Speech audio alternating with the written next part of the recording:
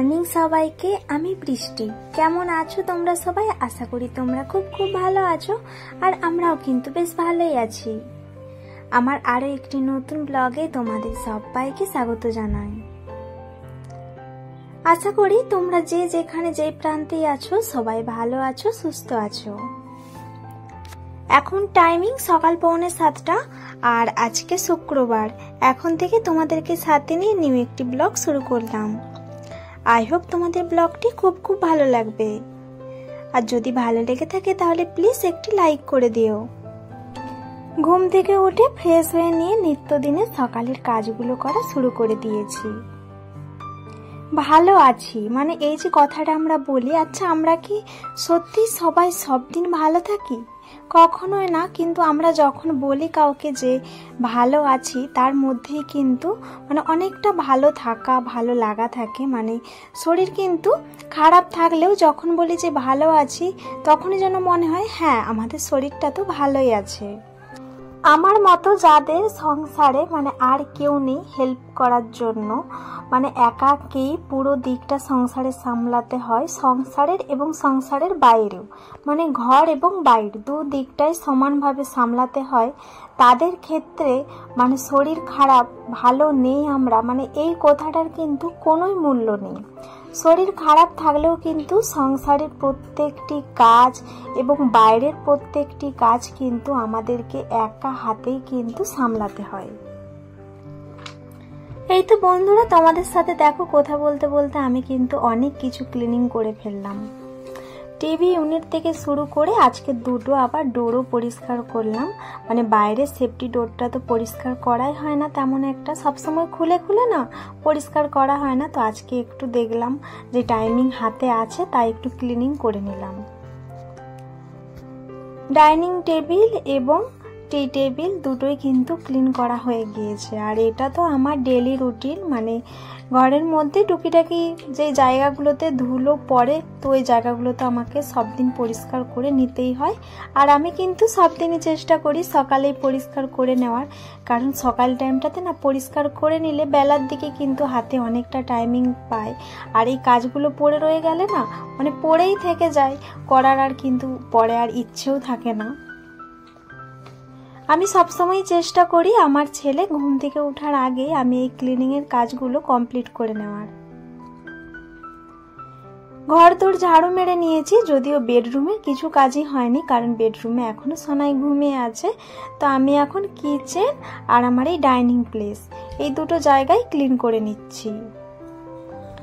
ঝাড়ু মেরে নিয়ে ঘরটা মুছে নিচ্ছে। আর আমি তো হাতে করেই পরিষ্কার করি। হাতে করে যতটা ক্লিন হয় মপে করে কিন্তু ততটা হয় না। হাতে করে কণায় কণায় আমি ভালোভাবে কিন্তু ধুলোগুলো পরিষ্কার করে নিতে পারি। পুরো ঘরটাই আমার মোছা কমপ্লিট। কার্পেটগুলো বিছিয়ে দিয়েছি। কার্পেটগুলো আজকে উঠিয়ে নিইনি, তো এক সাইড করে মুড়ে তো সাইডটাতেই আমি মুছে নিয়েছি। ফ্যানটাও ফুল স্পিডে ছেড়ে দিয়েছি, তো চেয়ারগুলো সেট করে দিলাম। হাতে এখন 5 মিনিট টাইমিং আছে, তাই একটু রেস্ট করব, একটু জল খেয়ে নিলাম আর একটু মোবাইলে ভিডিওগুলো দেখবো। তো আমিও তো আমার বন্ধুদের ভিডিও দেখি, তো সেটাই একটু দেখছিলাম। তারপরে কিচেনে চলে এসেছি, সোনাইকে টিউশনে পাঠিয়ে দিয়েছি। কিচেন আজকে পুরোই ক্লিন, কালকে রাত্রে ক্লিন করে তারপরে ঘুমিয়েছি। এখন শুধু বাসনগুলো উঠিয়ে রাখবো। এখন একটু চা বানিয়ে নিচ্ছি। বাসনগুলো উঠিয়ে রেখে দিয়েছি, আর এখন হাজবেন্ড আর আমার জন্য দুজনের জন্য 2 কাপ চা বানিয়ে নেব। একটু আদা দিয়ে চাটা বানাবো। আর সকালবেলা না যদি চা দিয়ে দিনটা শুরু করি, আমার তো দিনটা বেশ ভালোই কাটে, কারণ আমি পুরো চা লাভার। মানে এত আমি চা খেতে পছন্দ করি যে দিনে 3-4 বার চা দিলেও আমাকে কিছু প্রবলেম হবে না।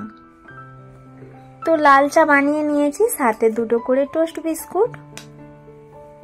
এখন রান্নাটা বসিয়ে দেব। এখন কিন্তু টাইমিং 8:30।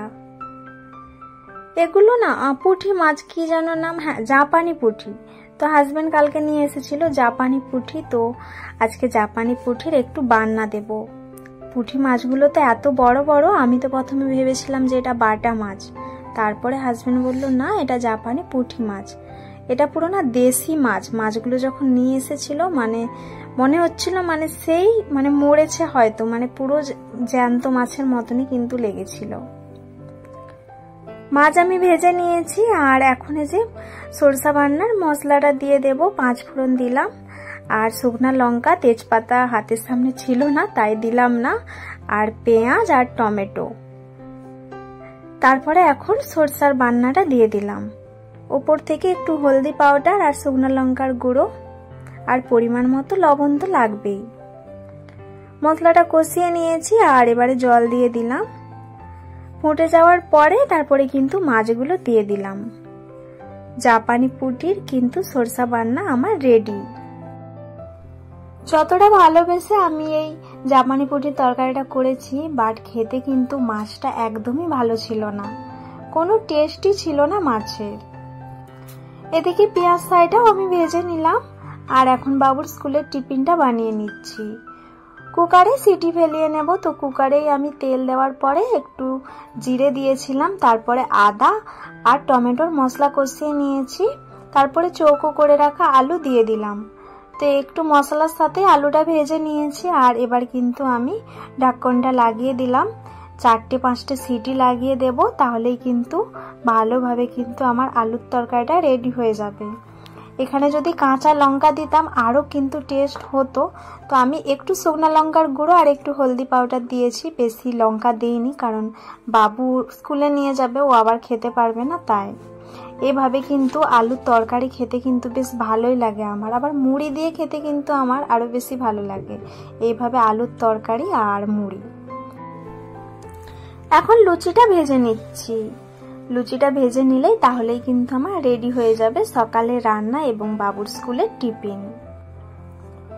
লুচি ভাজা কমপ্লিট আর এখন টিফিন বক্সে ভরে দিলাম।